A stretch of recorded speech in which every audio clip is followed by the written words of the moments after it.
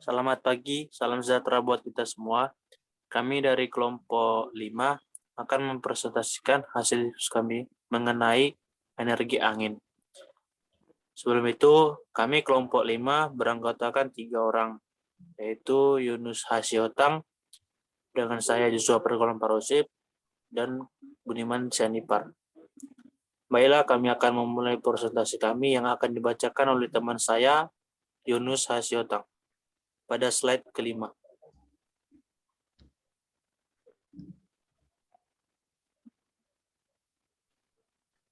Definisi energi angin. Energi angin merupakan pengumpulan energi yang berguna dari angin.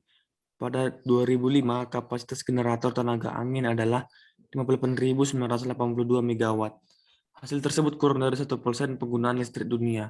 Meskipun masih berupa sumber energi listrik minor di kebanyakan negara, penghasil tenaga angin lebih dari 4 kali lipat antara 1999 dan 2005. Kebanyakan tenaga angin modern dihasilkan dalam bentuk listrik dengan mengubah rotasi dari pisau turbin menjadi arus listrik dengan menggunakan generator listrik. Pada kincir angin, energi angin digunakan untuk memutar peralatan mekanik untuk melakukan kerja fisik, seperti menggiling gandum atau memompa air.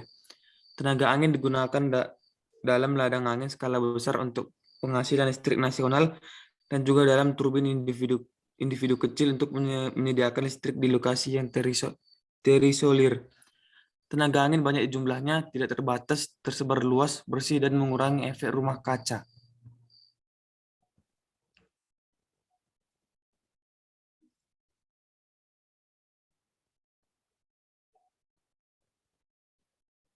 Perkembangan energi angin di Amerika Serikat, sistem pembangkit listrik tenaga angin pertama dibangun pada akhir tahun 1890-an dan pada tahun 1930-an dan 1940-an. Ratusan ribu sistem tenaga angin berkapasitas kecil digunakan di daerah pedesaan yang belum terlayani oleh jaringan listrik. Pada tahun 1941, sebuah turbin angin yang ukurannya sebanding dengan yang terbesar yang beroperasi pada pergantian abad mulai beroperasi di Grand Knob di Vermont. Minat selanjutnya dalam sistem angin menurun karena jaringan utilitas diperluas dan menjadi lebih andal dan harga listrik menurun.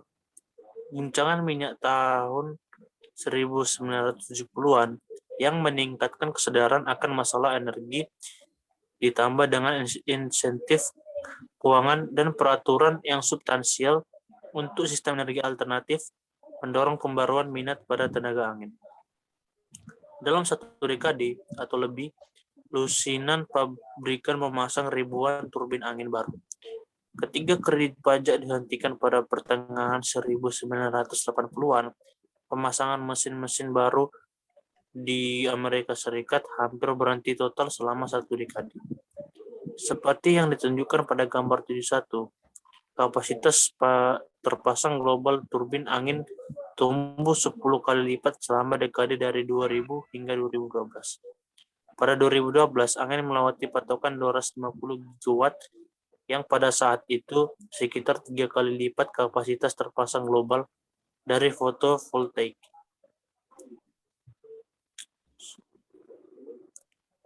Teknologi turbin angin, yaitu rotor. Pada pergantian abad, sebagian besar turbin baru memiliki daya masing-masing sekitar 1-2 megawatt, memiliki ketinggian hub 50-80 meter dan diameter bila 80-100 meter. Seperti yang ditunjukkan pada gambar 7.6. Sekitar satu dekade kemudian, mesin terbesar yang dirancang terutama untuk angin kencang yang lebih konsisten dilepas pantai berukuran 7 megawatt dan bila berdiameter lebih dari 150 meter. Sebuah airfoil, apakah itu sayap pesawat terbang atau bila kincir angin, memanfaatkan prinsip Bernoulli untuk mendapatkan gaya angkat. Itu berarti udara di atas bergerak lebih cepat menyebabkan tekanannya lebih rendah daripada di bawah airfoil yang menciptakan gaya angkat yang menahan pesawat atau yang menyebabkan bila turbin angin berputar. Menggambarkan gaya pada bila turbin angin sedikit lebih rumit daripada sayap pesawat sederhana. Sudut turbin yang berputar melihat udara bergerak ke arahnya tidak hanya dari angin itu sendiri, tetapi juga dari gerakan relatif sudut saat berputar, seperti yang ditunjukkan pada gambar 7b. Kombinasi gerakan angin dan sudut seperti menambahkan dua vektor, dengan resultan bergerak melintasi airfoil pada sudut yang tepat untuk mendapatkan gaya angkat yang menggerakkan rotor. Karena bila bergerak jauh lebih cepat di ujung daripada dekat hub, bila harus dipelintir sepanjang-panjangnya untuk menjaga sudut tetap benar.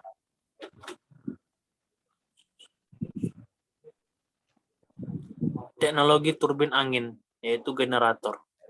Salah satu cara untuk mengkategorikan sistem energi angin adalah dengan apakah rotornya berputar pada kecepatan tetap atau kecepatan variabel.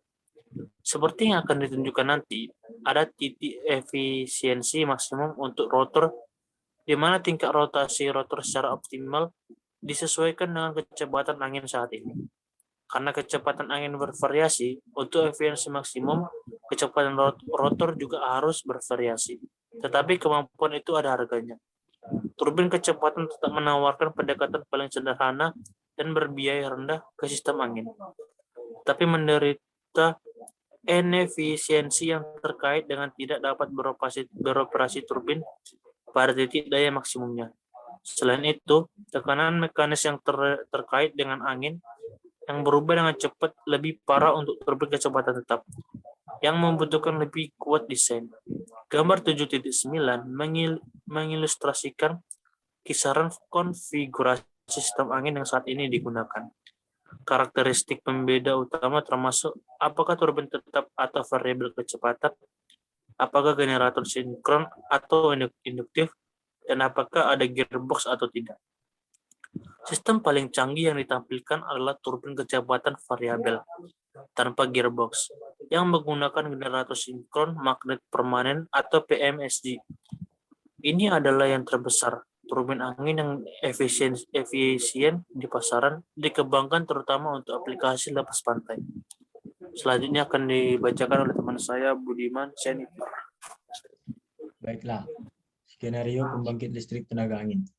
Pembangkit listrik tenaga angin atau turbin angin pada dasarnya berbentuk seperti baling-baling yang disanggah oleh tiang.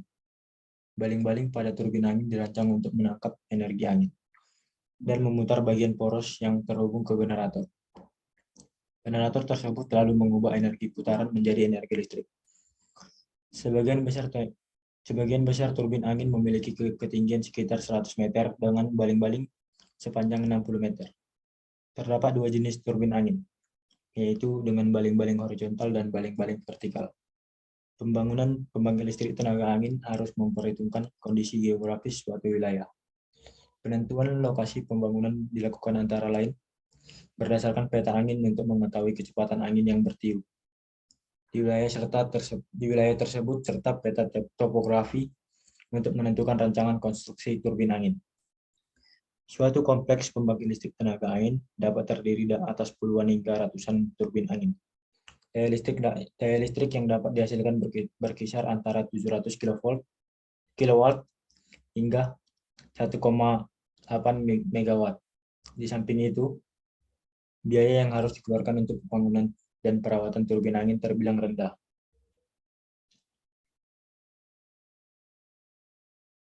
Cara kerjanya. Yang pertama, angin. Udara bergerak yang mengandung energi kinetik bertiup ke arah baling-baling turbin. Yang kedua, rotor berputar menangkap sebagian energi kinetik dari angin dan memutar poros penggerak pusat yang mendukungnya. Meskipun tepi luar bila rotor bergerak sangat cepat, poros tengah atau poros penggerak yang terhubung dengannya berbelok cukup lambat. Yang ketiga, di sebagian besar turbin modern besar, bila rotor dapat berputar di hub di bagian depan sehingga bertemu dengan angin pada sudut terbaik atau nada. Untuk memanen energi ini disebut mekanisme kontrol nada. Pada turbin yang keempat, pada turbin besar, motor listrik kecil atau ram hidrolik memutar bila bolak-balik di bawah kendali elektronik yang presisi. Pada turbin yang lebih kecil, kontrol pitch seringkali sepenuhnya mekanis.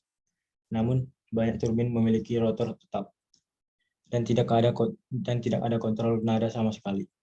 Yang kelima, di dalam nacelle atau badan utama turbin yang berada di atas menara dan di belakang bilah, gearbox mengubah putaran kecepatan rendah dari poros penggerak menjadi kecepatan tinggi cukup cepat untuk menggerakkan generator secara efisien. Yang keenam, generator tepat di belakang gearbox mengambil energi kinetik dari poros penggerak pemintalan dan mengubahnya menjadi energi listrik.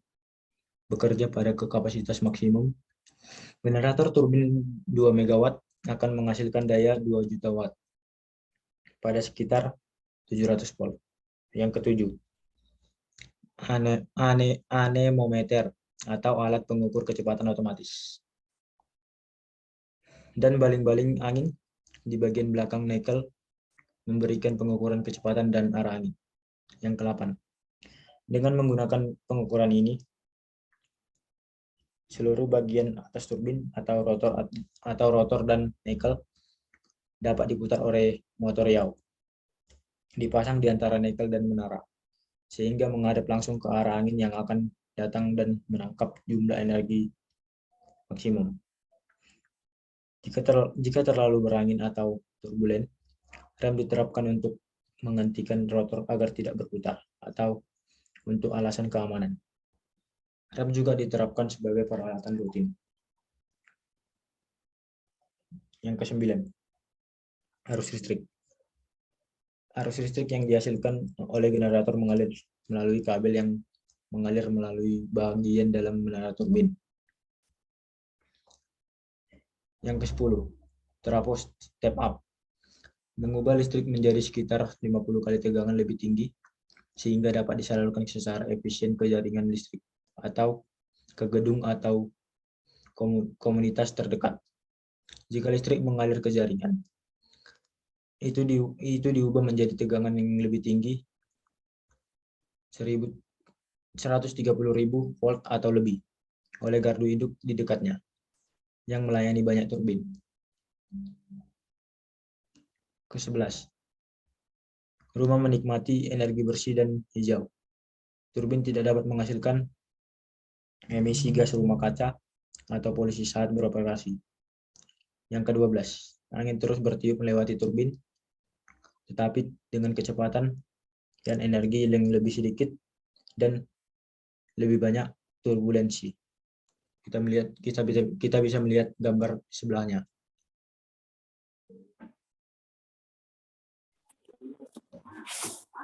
Sekian dari presentasi kami. Jika ada kata-kata yang salah di saat kami menjelaskan, kami minta maaf dan harap dimakluminya. Sekian dari kami presentasi dari kelompok 5. Kami mengucapkan terima kasih.